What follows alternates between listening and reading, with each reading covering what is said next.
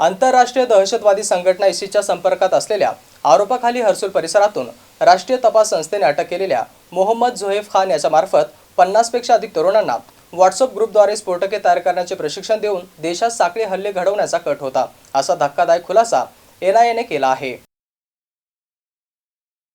शुक्रवारी NIAने मुंबई न्यायालयामध्ये दाखल दोषारोप पत्रामध्ये हे आरोप ठेवण्यात आले आहे की मोहम्मद झोएफ खान याला NIAने 15 फेब्रुवारी रोजी छत्रपती संभाजीनगरमधील हर्सुल परिसरातील घरातून अटक केली होती। लिबिया स्थित त्याचा नातेवाईक मोहम्मद शोएब खान यांनी त्याला ISISमध्ये भरती केलं होतं।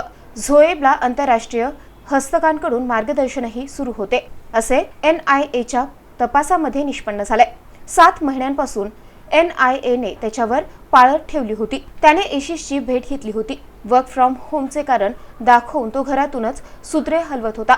NIAच्या पथकाने 15 फेब्रुवारी रोजी शहरामध्ये 9 ठिकाणी छापेमारी करत झोएबला अटक केली होती। यानंतर त्याच्याकडून लॅपटॉप आणि महत्त्वाचे कागदपत्र, ISISच्या कट्टरवाद्यांशी संबंधित पुस्तके देखील जप्त केली होती।